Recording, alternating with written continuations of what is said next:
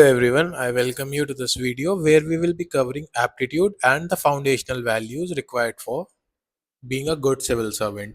So सबसे पहले ये देख लेते हैं कि aptitude क्या होता है. Basically, aptitude is the innate potential to acquire certain skills via appropriate training and experience. इसको अगर मैं easy terms में समझाऊं तो suppose मैंने एक बार ये example पहले भी दिया है क्लास में कि there is a guy who is 6.5 feet tall and he is very slim. तो अगर इसको दो ऑप्शंस देते हैं हम कि either he should become a boxer और आई और ही कैन बिकम अ रेसर. ठीक है. सो अगर इनके फिजिकल एप्टीट्यूड को देखें, जो इनके फिजिकल कैरेक्टरिस्टिक्स हैं, जो इननेट कैरेक्टरिस्टिक्स हैं इनके, कि इनकी हाइट बहुत बड़ी है तो इनकी टांगें ऑब्वियसली लंबी होंगी. And because he is very slim तो he can cut across the air, है ना, हवा को ये काट के आगे तेज मूव कर सकते हैं. And his long legs will give him larger steps and it will cover more area. तो अगर ये रेसिंग में जाएंगे तो ये बेटर होंगे. लेकिन अभी क्या ये एक अच्छे रेसर है? नहीं, ये सिर्फ इनके फिजिकल एप्टीट्यूड है जो इनको अगर अप्रोप्रिएट ट्रेनिंग दें और एक्सपीरियंस दें तो ये एक रनिंग वाली स्किल को डेवलप कर सकते हैं और ये एक बहुत अच्छे रेसर बन सकते हैं. वेर एज इन बॉक्सिंग आपको थोड़ा सा झुक के रहना पड़ता है, थोड़ा सा क्राउच होके रहना पड़ता है, थोड़ा सा स्क्वाटिंग पोजीशन में रहना पड़ता है, तो that may not be a suitable field for him. So as per his physical aptitude, एक 6'5" का बंदा जो कि बहुत स्लिम हो तो it is better for him to become a sprinter और अ रेसर. तो that is what is aptitude. It is the innate potential. ये सिर्फ एक पोटेंशियल है उनमें अभी to acquire certain skill. Potential क्या था? उनकी हाइट, उनके फिजिकल कैरेक्टरिस्टिक्स. सर्टन स्किल क्या थी? रेसिंग. और कैसे मिलती? Via appropriate training and experience. अब ये मैंने आपको एक फिजिकल कैरेक्टरिस्टिक के एग्जांपल के थ्रू समझाया. ये लॉजिकल भी हो सकता था, वर्बल भी हो सकता था. Verbal edge in some people are very good in understanding different languages. So that person who can adapt and understand a language very quickly, ये आगे चल के ट्रांसलेटर्स अच्छे बन सकते हैं, है ना. If someone is having a social aptitude, so he can easily communicate, he can easily influence people. तो ये आगे चल के रोल मॉडल्स लीडर्स एडमिनिस्ट्रेटर्स बन सकते हैं. किसी में न्यूमेरिकल एप्टीट्यूड ज़्यादा अच्छा है तो ये आगे चल के इंजीनियर्स बन सकते हैं. So that is what it is कि एप्टीट्यूड एक इननेट पोटेंशियल होता है to acquire a certain skill via appropriate training and experience. अब मान लीजिए फॉर एग्जांपल ये एक इंसान है, इनमें इनमें एप्टीट्यूड है, इनमें टीचिंग एप्टीट्यूड है. सो अगर आप इनको एक अच्छे टीचर ट्रेनिंग प्रोग्राम में भेजेंगे तो ये एक टीचिंग की स्किल सीख सकता है and he can become a good teacher. Aptitude does not means कि उनमें वो टैलेंट भी होगा या वो फॉर श्योर उस फील्ड में सक्सीड करेंगे ही करेंगे. ये सिर्फ एक इननेट पोटेंशियल है जो एक सर्टन स्किल तक हमें पहुंचा सकता है provided with good training and experience. फिर एप्टीट्यूड में और स्किल और एटीट्यूड में क्या फ़र्क होता है? तो एटीट्यूड तो हमारा इनहेरेंट या एक्वायर्ड पोटेंशियल था या रेडीनेस थी. स्किल होती है एक्वायर्ड कॉम्पिटेंसीज. अब कोई एक हो सकता है जैसे वो 6 फीट टॉल जो बंदा था, this is a 6 feet tall guy. तो इसमें तो एप्टीट्यूड है ही, फिजिकल एप्टीट्यूड है, he can become a racer. मगर यहाँ पे एक 5 फीट टॉल इंसान भी हो सकता था. तो क्या ये भी रेसर नहीं बन सकता है? बिल्कुल बन सकता है. Through training he can acquire this skill. तो ये भी रेसर बन सकते हैं. हालांकि इनमें एप्टीट्यूड नहीं था बट ट्रेनिंग के बाद ये भी स्किल को गेन कर सकते हैं. और एटीट्यूड क्या होता है? Attitude is predisposition to action, to act in a certain way. जैसे कि हम किसी भी चीज़ को किस तरीके से देखते हैं, उसमें हमारा कोई बायस है या हमारा कोई प्रेजुडिस है या किसी चीज़ का इन्फ्लुएंस है, वो हमारे मेंटल लेवल पे कैसे एक्ट करता है और उस मेंटल लेवल के क्या कॉन्सिक्वेंसेस होते हैं हमारे एक्शन पे. फॉर एग्जांपल,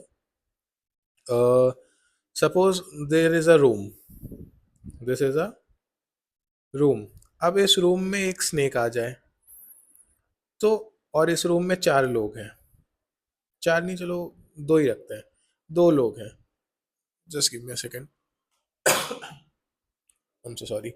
हाँ, तो इस रूम में दो लोग हैं, हो सकता है इसमें से एक का एटीट्यूड स्नेक्स के टुवर्ड्स ये हो कि बहुत ज़्यादा ये डर जाए स्नेक को देख के, एंड दूसरे का हो कि ही जस्ट डिसलाइक स्नेक्स एंड ये बहुत गुस्सा हो जाए और अग्रेसिव हो जाए कि to attack the snake only. तो ये दो एटीट्यूड्स हैं एक सेम चीज के अगेंस्ट में। एक स्नेक को लेके दो पर्सपेक्टिव है, दो अलग अलग लोगों के। एक स्नेक से फियर करता है और एक उससे शायद हेट करता है या जो भी करता है, बट उनको देख के वो एग्रेसिवनेस आ जाती है उनमें and he tries to attack the snake. अब ये दो डिफरेंट एटीट्यूड हैं, सो दे आर टू प्रीडिस्पोजिशंस।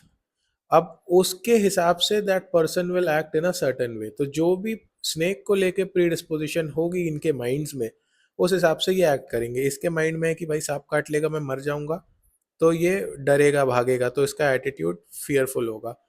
इसके मन में है कि मैं तो उसको मार दूंगा, मुझे कोई डर नहीं लगता है, मुझे पसंद ही नहीं है वो, तो ये एग्रेसिव एटीट्यूड दिखाएगा। I hope you have understood the difference between aptitude, skills and attitude. Now the next topic, aptitude, aptitude for civil services and its role. अब पहले तो चार तरीके के एप्टीट्यूड हैं। एक है इंटेलेक्चुअल एप्टीट्यूड, एक है मॉरल एप्टीट्यूड, एक है इमोशनल एप्टीट्यूड और एक है फाइनली हमारा physical aptitude. What is basically intellectual aptitude? So it is the capacity to grasp and comprehend complex concepts and ideas. इसका एक एग्जांपल ऐसे हम समझ सकते हैं, एप्टीट्यूड वर्ड हमने समझ लिया, इसको वर्ड ब्रेकडाउन से भी समझ सकते हो। अब इंटेलेक्ट से रिलेटेड कुछ चीज़ है जो एप्टीट्यूड के साथ प्ले करेगी। सो ये क्या हो सकता है और ये सिविल सर्वेंट की लाइफ में क्यों ज़रूरी है? भाई आप सिविल सर्वेंट बनोगे, आपके पास बहुत सारी कम्प्लेक्स सिचुएशंस आएंगी, उनके रिगार्डिंग में आपको बहुत सारे सल्यूशंस प्रोवाइड करने पड़ेंगे। तो ऐसे आइडियाज़ आपके दिमाग में आ पाए, आप इतना मल्टी डायमेंशनल पर्सपेक्टिव रख के सोच पाए, ये चीज़ आपको आपके एप्टीट्यूड में हो सकती है। और यही चीज़ आपको ट्रेनिंग के थ्रू जब आप सीएसई क्लियर करेंगे तो लवासना में सिखा भी दी जाएगी कि हाउ कॉम्प्लेक्स कॉन्सेप्ट्स को डील किया जाता है, कैसे उनको कॉम्प्रिहेंड किया जाता है। आपके पेपर टू में भी जो प्रीलिम्स का होता है उसमें आरसी होता है ना, reading comprehension. What what do they basically check your intellectual aptitude, कि आप किसी चीज़ को पढ़ के इंटरप्रेट करके समझ पा रहे हो कि नहीं पा रहे हो, आप में वो कैपेबिलिटी है कि नहीं है। अगर आप में वो इनहेरेंट कैपेबिलिटी है कि आप एक कॉम्प्लेक्स सिचुएशन को पढ़ के रीड करके अंडरस्टैंड कर सकते हो, तो ही तो आप उस सर्विसेज के लिए ठीक हो, तभी तो फिर आप वो पेपर क्वालिफाई करोगे और फिर आगे सिविल सर्विसेज में आओगे। और फिर लवासना में आपको ट्रेन किया जाएगा। क्यों ट्रेन किया जाएगा? क्योंकि उन्होंने आपका इंटेलेक्चुअल एप्टीट्यूड पहले ही चेक कर लिया था। अब जिसके पास वो एप्टीट्यूड होगा उसको we will provide training to achieve a certain skill. Skill क्या है? प्रॉब्लम सॉल्विंग, डिसीजन मेकिंग, जो एक ब्यूरोक्रेट का काम होता है। Then moral aptitude. It is the capacity to differentiate between right and wrong and making ethically sound decision. अब आप एज अ डीएम या एज अ एसपी, आपको आपके जो डिसीजंस हैं वो साउंड होने चाहिए, एथिकल होने चाहिए। आप एथिकल कैसे होंगे?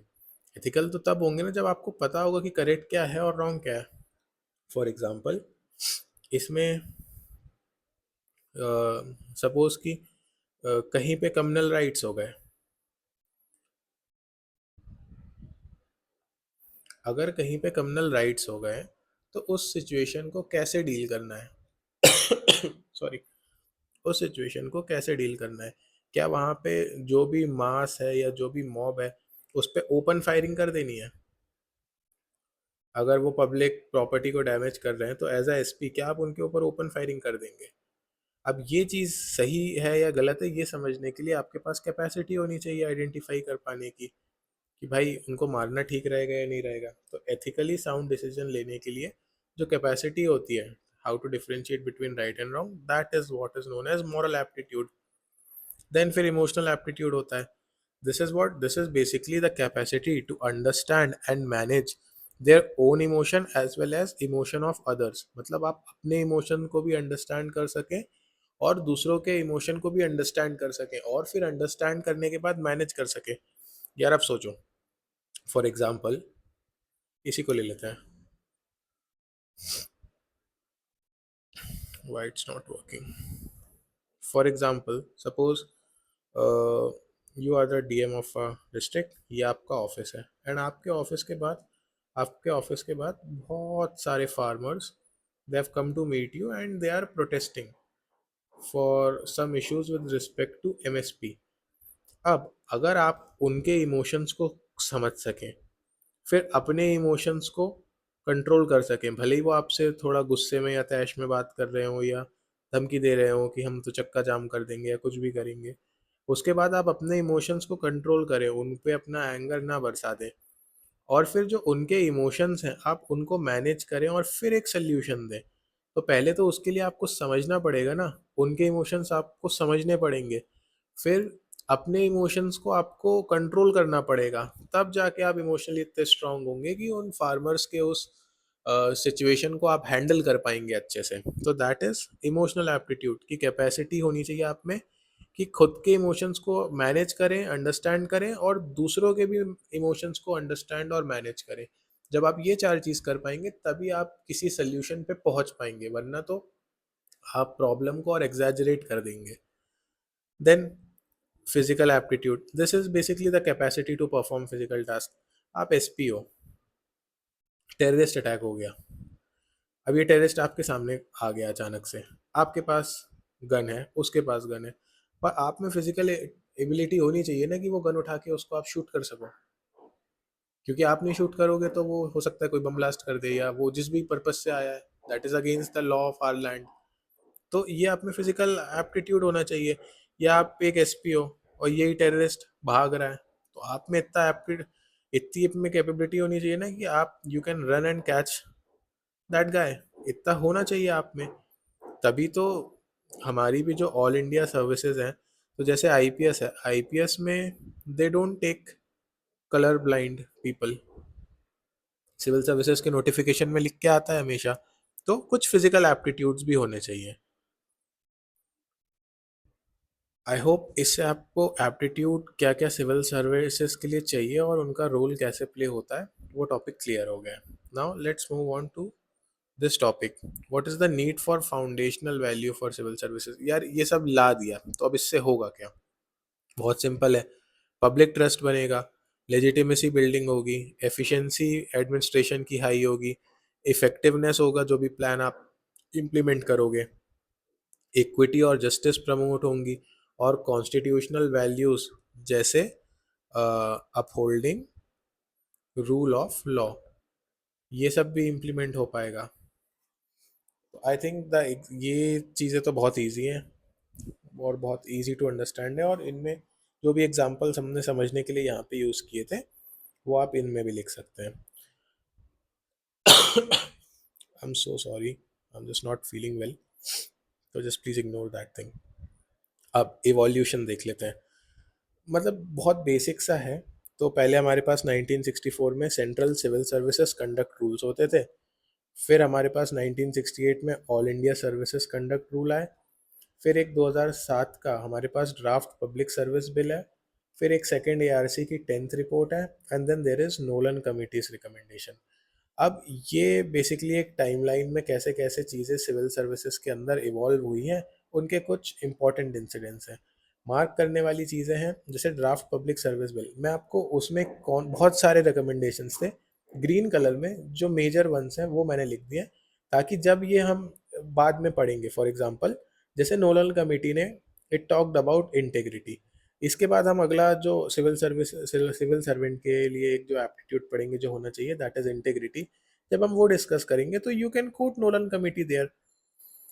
वैसे ही जब हम इम्पार्शियलिटी लिखा है, इस क्लास के एंड में हम इम्पार्शियलिटी पढ़ेंगे, तो जब इम्पार्शियलिटी पे कोई क्वेश्चन आए, आप उसके बारे में लिख रहे हो, तो आप इस रिपोर्ट को कोट कर सकते हैं।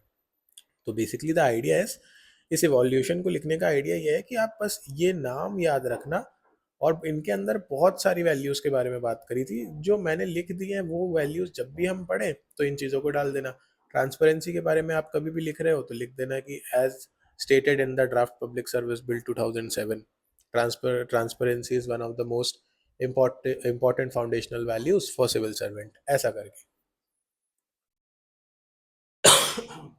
Sorry. Okay, so let's start with the first value, that is integrity.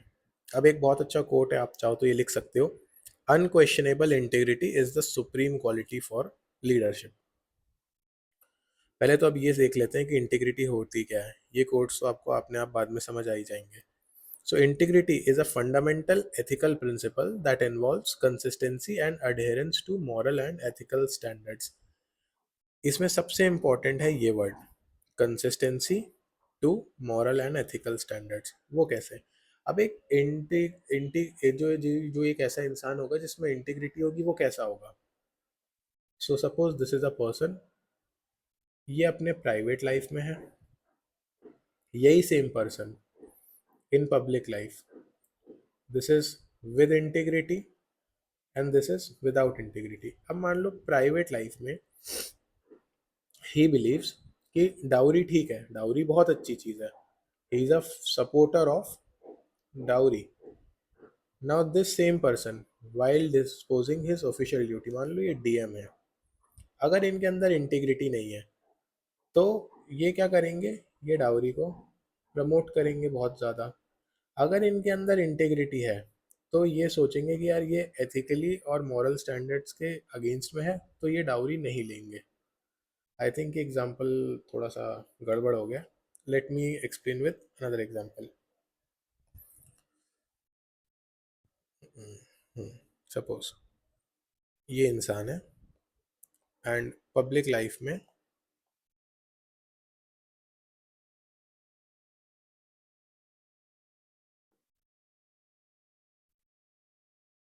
in public life he propagates non-violence. In his private life, what he does at home is domestic violence. तो do you think this guy has any integrity? नहीं। क्यों नहीं है? क्योंकि जो इनकी public life है and जो इनकी प्राइवेट लाइफ है, इन दोनों के बीच में जो इनके मोरल्स और जो एथिकल कंडक्ट्स हैं, उनके बीच में एक जो लिंक होती है, जो कंसिस्टेंसी होती है कि यू स्टे द सेम, वो कंसिस्टेंसी मिसिंग है। So this consistency between private sphere of your life and public sphere of life with respect to the morals and the ethical conduct, इसको हम कहते हैं इंटीग्रिटी। एक और एग्जांपल से बताता हूँ।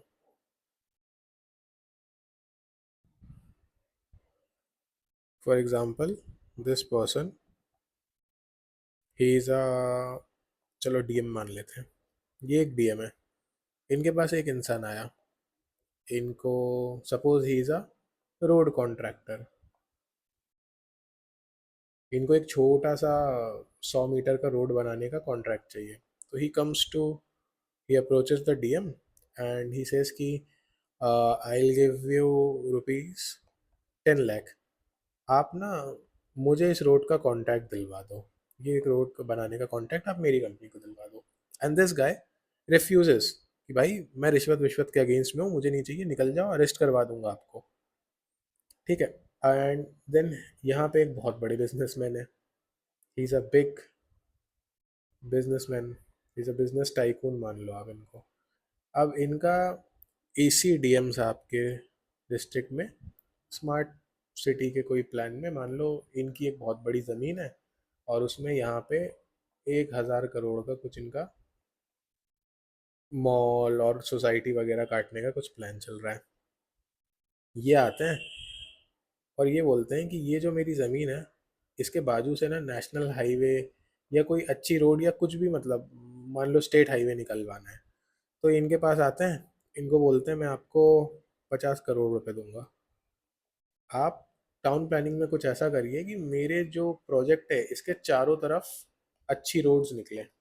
अभी तो कुछ भी नहीं है, खाली ज़मीन है।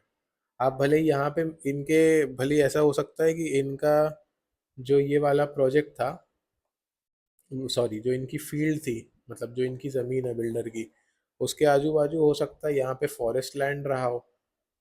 तो ये हो सकता है डीएम साहब को बोलें कि आप इस फॉरेस्ट लैंड को किसी तरह से डाइवर्ट करवाइए, या एग्रीकल्चर लैंड है उसको डाइवर्ट करवाइए कमर्शियल में, और यहाँ से रोड वोड निकाल दीजिए, कुछ कर दीजिए जिससे इनके इस प्रोजेक्ट को फेवर हो। तो कुल मिला के ये बेसिकली लेके आए डीएम साहब के पास 50 करोड़ रुपए। डीएम साहब ने ये ऑफर फट से एक्सेप्ट कर लिया। अब क्या फ़र्क है दोनों में? ये बंदा भी सेम काम करप्शन कर रहा था, ये भी सेम काम करप्शन कर रहा है। जब ये आया था तब तो इन्होंने एक इंटीग्रिटी का भाषण झाड़ दिया था, इसको सही गलत की सीख दे दी थी। लेकिन जब ये साहब आए तो इन्होंने चुपचाप से पैसे रख लिए। तो इनकी मॉरल वैल्यूज़, जो इंटीग्रिटी, जो इनके मॉरल वैल्यूज़ थे ऑनेस्टी के, वो चेंज कैसे हो गए? वो चेंज हुए अमाउंट के साथ। 10 लाख वर्सेस 50 करोड़। सो एक इनकंसिस्टेंसी है इनके मॉरल और एथिकल स्टैंडर्ड्स में। जब इनको पैसा कम मिल रहा था तब ये मॉरल थे, जब इनको पैसा ज़्यादा मिला तो ये मॉरल हो गए। ऐसा इंसान में हम बोलते हैं कि इसमें इंटीग्रिटी की बहुत कमी है। आई होप अब ये समझ में आ जाएगा कि it is a fundamental ethical principle that involves consistency and adherence to moral and ethical standards. It is the wholesomeness of character. इसके कुछ एग्जाम्पल देख लेते हैं। जैसे सत्येंद्र दुबे थे, इंडियन इंजीनियरिंग सर्विसेज में थे। इन्होंने करप्ट प्रैक्टिसेस, जो गोल्डन क्वाड्रिलेटरल हाईवे प्रोजेक्ट था उसके कंस्ट्रक्शन में कुछ करप्ट प्रैक्टिसेस थी, उसके अगेंस्ट इन्होंने विसल ब्लो किया and he was brutally murdered. Then Ashok Khemka sir, उनका एक एग्जांपल है। He is an IAS officer जिनके अभी 50 से ज़्यादा ट्रांसफर्स हो चुके हैं because he stood against corruption. तो these are some examples of integrity. अब दो चीज़ें होती हैं, one is honesty and another is integrity. Honesty क्या होता है? It is basically how truthful and transparent you are in communication. और इंटीग्रिटी क्या होता है? कि you are upholding moral and ethical principles consistently. इसको मैं आपको महाभारत के एक एग्जांपल से एक्सप्लेन करता हूँ। जब महाभारत की लड़ाई चल रही थी and Guru Dronacharya, he was becoming a major hurdle in the way of Pandavas. तो एक आइडिया ये आया कि ऐसा बोलते हैं कि उनका जो लड़का है अश्वत्थामा, ये न्यूज़ स्प्रेड कर देते हैं कि अश्वत्थामा मर गया। अब धृष्टराज, सॉरी धृष्टराज नहीं, युधिष्ठिर युधिष्ठिर युधिष्ठिर, उनको धर्मराज भी बोला जाता है क्योंकि he was a very honest and moral guy. तो जब गुरु द्रोण को तो सिर्फ भरोसा उस बात, उनकी बात का भरोसा होगा जो क्रेडिबल इंसान हो। इस केस में क्रेडिबल थे युधिष्ठिर।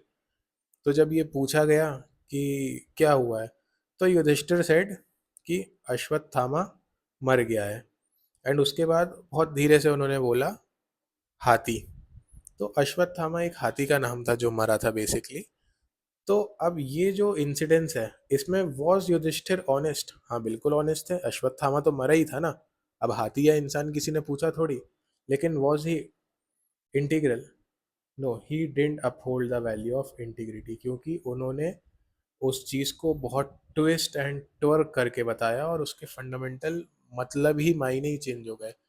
अश्वत्थामा मर गया है से गुरु द्रोणाचार्य को लगा कि उनका बेटा मर गया and he left the war. And Yudhishthir knew exactly what would have been the consequences of him not telling the truth. तो ये एक बहुत अच्छा एग्जाम्पल है ऑनेस्टी और इंटीग्रिटी के डिफरेंस का। देन कुछ टाइप्स ऑफ इंटीग्रिटी होती हैं। मॉरल इंटीग्रिटी होती है कि आपका एडहेरेंस कैसा है मॉरल प्रिंसिपल से। प्रोफेशनल इंटीग्रिटी होती है कि आप एथिकल स्टैंडर्ड्स मेंटेन करके रखते हैं कि नहीं रखते हैं अपने प्रोफेशनल सेटिंग्स में। जैसे कई पब्लिक ऑफिसेज होते हैं, वहाँ पे जो एम्प्लॉयज़ हैं they consume this tobacco and all, और वो पान वगैरह, और वो वहीं पब्लिक ऑफिसेज के अक्सर आप दीवारों पे देखेंगे तो वो थूकते हुए चले जाते हैं क्योंकि उनको कोई कुछ बोलता नहीं है, because they are the workers there, है ना। तो उस चीज़ को वो मेंटेन नहीं करते, so they are very low on professional integrity. और कई जगह ऐसा भी होता है कि वहाँ पे जो लोग होते हैं वो सैलरी लेते हैं काम ना करने की एंड रिश्वत लेते हैं काम करने के लिए, so they are just killing their professional integrity. Then intellectual integrity होता है it is basically the willingness to pursue the truth. And then फिर आजकल के ज़माने में जो कंटेम्प्रेरी पीरियड है, उसमें एक चीज़ बहुत ज़्यादा इंपॉर्टेंट चल रही है, that is data integrity. It is basically ensuring accuracy and consistency of data over it's life cycle. ताकि ये जब आपकी कंसिस्टेंसी बनी रहेगी डेटा की, तभी तो डेटा फेयर होगा, तभी तो डेटा अनबायस्ड होगा। एक इंसान को डेटा, मतलब एक इंसान को डेटा रिस्पॉन्ड करे कि हाँ certain caste of people are not good, और दूसरे को बोले कि नहीं दे आर गुड, तो हो सकता है जिसका कंफर्मेशन बायस रहा हो उस कास्ट के प्रति, तो उसको तो इस डेटा ने ही एकदम एनहेंस कर दिया ना। तो there should be some data integrity कि इंसान टू इंसान the data must not vary, कि जिस इंसान को जवाब दे रहे हो उसको खुश करने के लिए आप गलत डेटा दे दो, ऐसा नहीं होना चाहिए। Then some examples of integrity in public life. So Dr. Varghese Kurian, his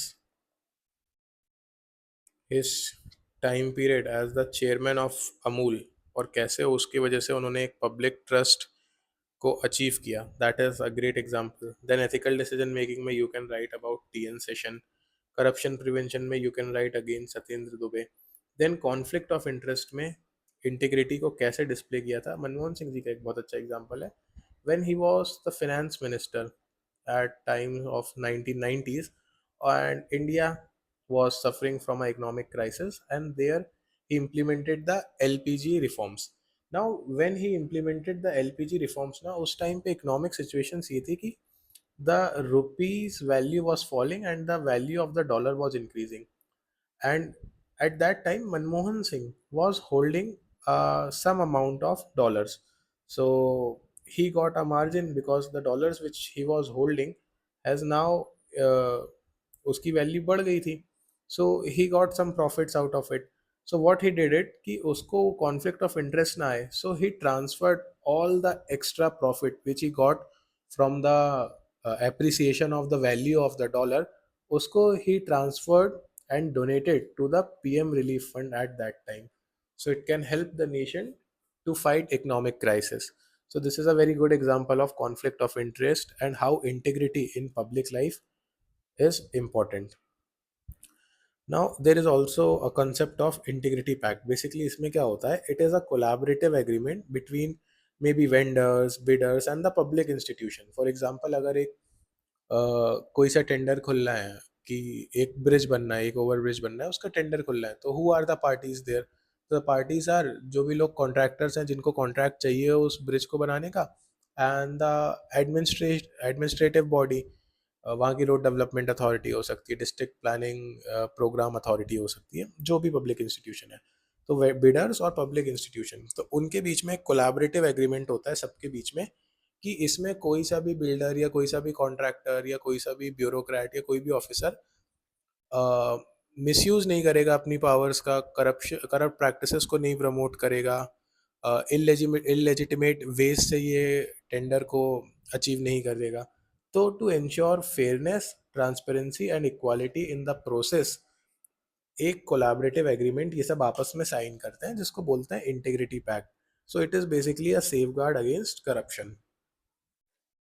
वैसे ही there was a second ARC report, मैंने ऊपर भी बताया था, ऑन इंटीग्रिटी, उसका नाम था ethics in governance, it came in 2005। तो इसमें ट्रांसपेरेंसी के बारे में बोला है कि इम्प्लीमेंटिंग आरटीआई प्रोविजंस, आरटीआई 2005 में ही आया था आरटीआई एक्ट, तो उसके प्रोविजंस को इम्प्लीमेंट करने के लिए बहुत ज़्यादा एम्फेसिस इस रिपोर्ट में किया था।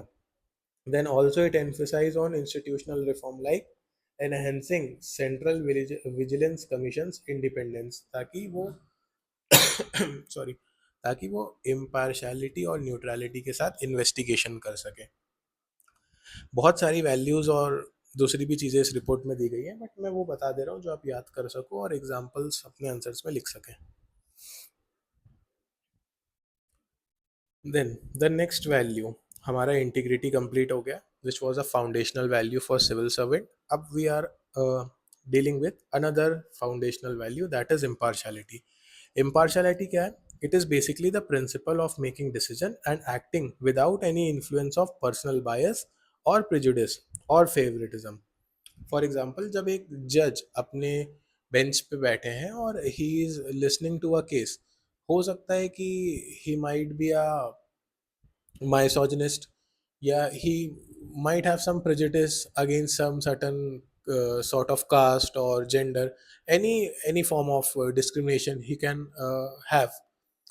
मगर जब he is listening to the case, and when he is delivering, and when he is delivering the decision of the case, वहाँ पे उनको इन सब चीज़ों को साइड में रखना पड़ेगा, एंड बहुत इम्पार्शियल होके ऑन द मेरिट बेसिस उनको उस केस के मेरिट के बेसिस पे एक जजमेंट देना होगा, ना कि अपने प्रेजुडिस या अपने पर्सनल बायस या अपने किसी चहीते को फेवर करते हुए उसके फेवर में डिसीजन नहीं देना होगा. He has to give a very neutral and a very impartial decision on the basis of the merit of the case.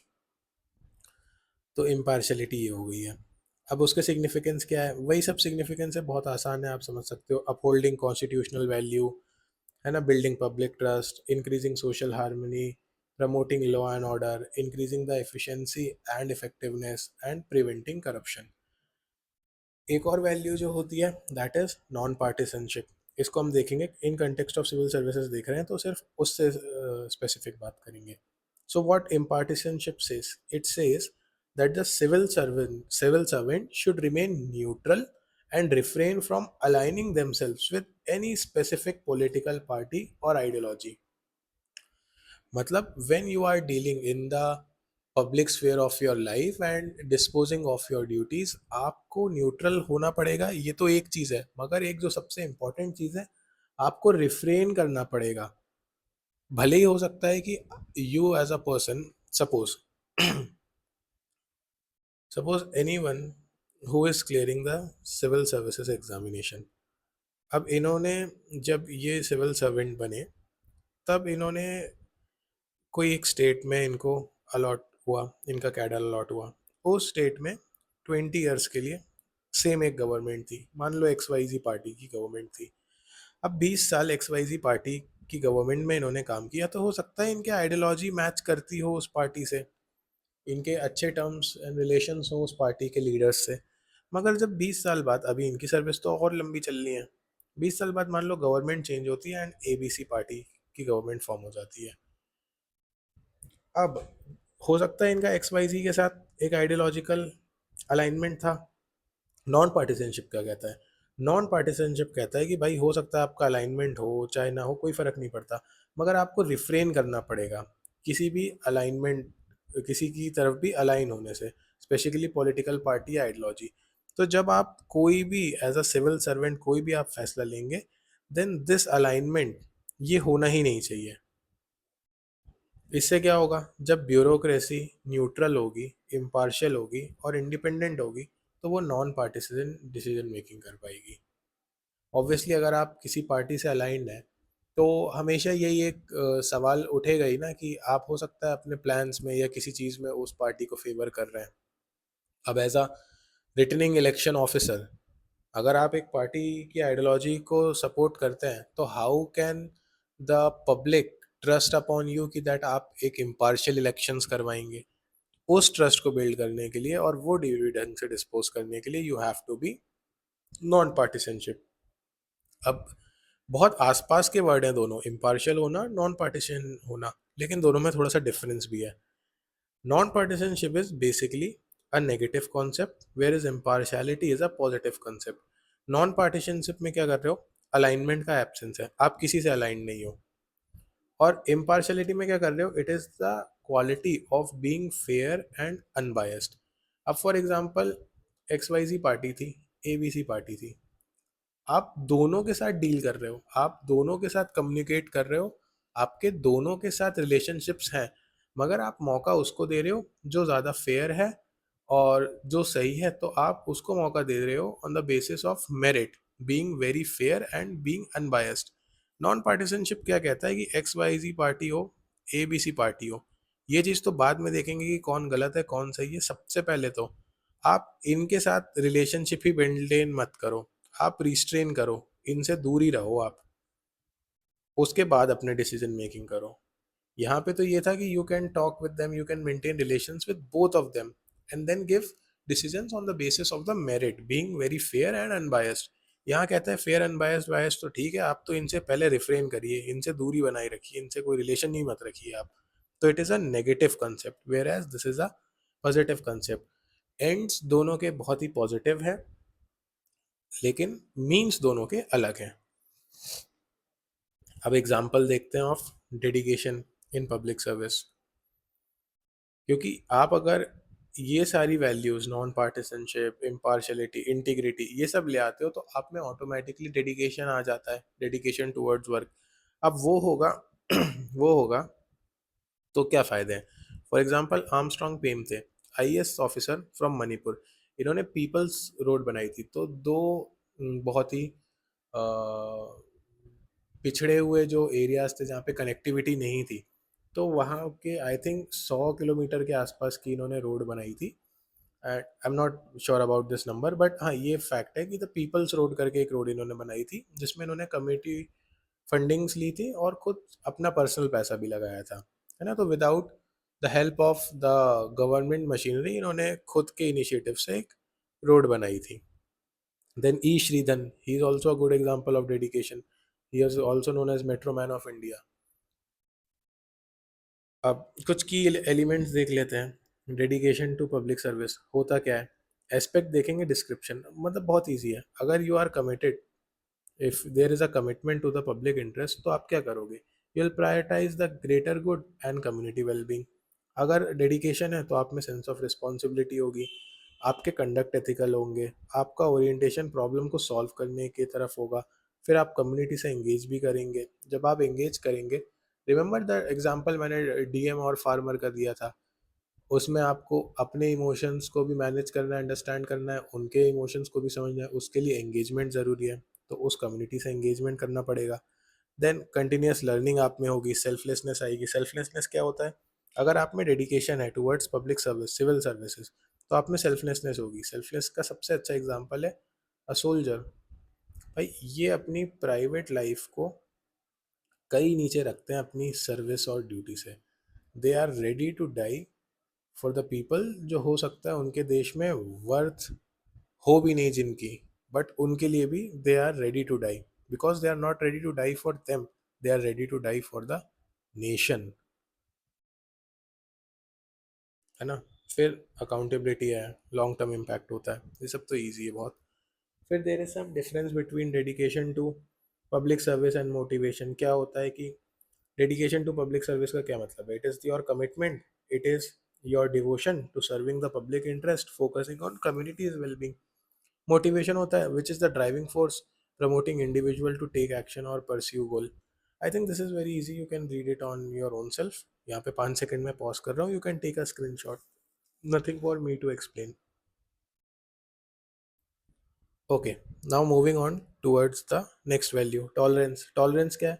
It is the capacity to accept and respect differences, diversities and opposing viewpoints, even in the presence of disagreement और disapproval. भाई हो सकता है कि I might not like one certain section of people, मगर मैं उनको ये नहीं बोल सकता ना कि आप ये देश से ही बाहर चले जाएं कृपया करके। I will have to listen to them. हो सकता है हमारी आइडियोलॉजी नहीं मैच होती हो, मगर हैं तो मेरे देश के ही नेशन, मतलब मेरे नेशन के ही लोग हैं, तो they are the citizen of my country. So as a civil servant, if someone is serving the public, he cannot differentiate between the public की the public which is of my ideology and the public which is of a different ideology or having a different viewpoint than me, है ना। तो उनसे अगर मेरा disagreement है या मेरा डिसअप्रूवल भी है उस आइडियोलॉजी के लोगों से, but still they are the citizens of my country, and उसलिए वो they are the public of my country and I am the public servant, तो I will serve them also with utmost tolerance and with all the foundational values जो अभी हम यहाँ पे पढ़ रहे हैं। तो ये अप्रोच होगी। सिग्निफिकेंस क्या होगा? सोशल हार्मनी बनेगी, रूल ऑफ लॉ अपहोल्ड होगा, एथिकल गवर्नेंस होगी, ट्रस्ट बिल्ड होगा, नेशनल यूनिटी होगी। इजी टॉपिक है। फिर empathy. Empathy is to understand, empathy से पहले समझ लो सिंपैथी क्या होता है। सिंपैथी होता है कि to understand someone's pain. For example, you are a DM, अगर कोई इंसान रोड पे किसी इंसान की मतलब एक्सीडेंट हुआ and he is very critical, तो you may sympathise with him, कि आपको बस ये समझ में आया कि हाँ ठीक है यार, मतलब बुरा हुआ, तो दैट इज सिंपथी। तो सिर्फ अंडरस्टैंडिंग थी कि एक्सीडेंट हुआ है, बुरा हुआ। अब इस अंडरस्टैंडिंग में आप एक फीलिंग्स वाला एंगल ऐड कर दें, putting yourself in another shoe. अगर आपको अंडरस्टैंडिंग के अलावा एज अ डीएम ये भी लग रहा है कि यार कल को यहाँ पे मैं होता या मेरे फैमिली का कोई होता, तो वो जो फीलिंग होती है ना, that is known as empathy, कि आप समझ भी रहे हैं एंड आप उसका दर्द फील भी कर पा रहे हैं, कि मेरे डिस्ट्रिक्ट का जो भी एक इंसान गिरा है, technically he is the part of the public and I am the public servant and I can feel what the public feels, कि उनको क्या दिक्कत है, उनको क्या तकलीफ हो रही होगी आफ्टर meeting that accident। तो here I can feel him। तो इसको बोलते हैं एम्पैथी। अब इसमें अगर एक चीज़ और ऐड कर दूं, कि एम्पैथी तो है मेरे में, कि जो एक किसी इंसान की सफरिंग है उसको लेके आई एम एम्पैथाइजिंग। अब इसके साथ ही अगर मेरे दिमाग में ये आ जाए, the desire to elevate that suffering, जिससे वो गुजर रहे हैं, तो उसको बोलेंगे कंपैशन। फॉर एग्जाम्पल बहुत आसानी से समझते हैं, अगर एज अ डीएम मुझे बस बुरा लगता किसी के रोड एक्सीडेंट, किसी का रोड एक्सीडेंट हुआ, ये बात सुन के मुझे सिर्फ बुरा लगता, तो उसको बोलते हैं कि मैं सिंपैथी दे रहा हूँ। अगर मुझे बुरा लगने के साथ मैं ये फील कर पाता कि यार मेरे साथ हुआ होता या मैं उसकी जगह पे होता तो कैसा लगता, तो that is me being empathetic.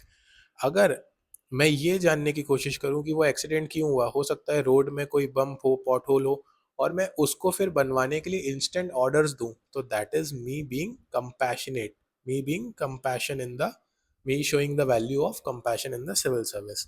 So I hope the difference between sympathy, empathy and compassion, ये तीनों इसी एक एग्जांपल से एक ही बार में समझ आ गया होगा। इसका एक बहुत अच्छा एग्जांपल है, example of compassionate Kozhikode initiative, जो प्रशांत नायर सर, जो डीएम कोझिकोडे थे, उन्होंने चलाया था। So what he did in this, this was basically a voluntary driven project, जहाँ पे कम्युनिटी नीड्स को एड्रेस किया जा रहा था, and people used to clean the ponds, they used to feed the hunger sorry, they used to feed the hungry people।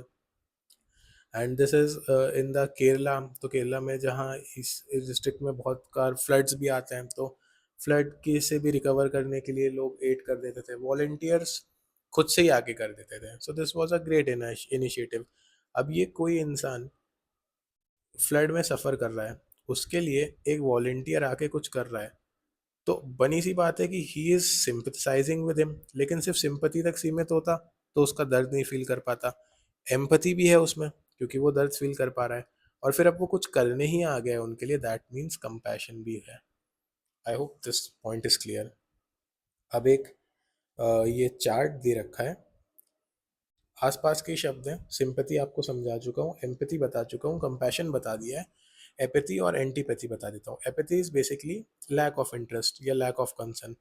It is like someone is telling me something and I am least interested, least bother about it। और antipathy होता है अ strong dislike, कि अगर आप मेरे को कोई चीज़ के बारे में बता रहे हो और जिस टॉपिक पे आप बात कर रहे हो, या यू एज अ पर्सन, मैं तो आपका हो सकता है टॉपिक डिसलाइक करता हूँ या आपको ही डिसलाइक करता हूँ। फॉर एग्जाम्पल बताता हूँ,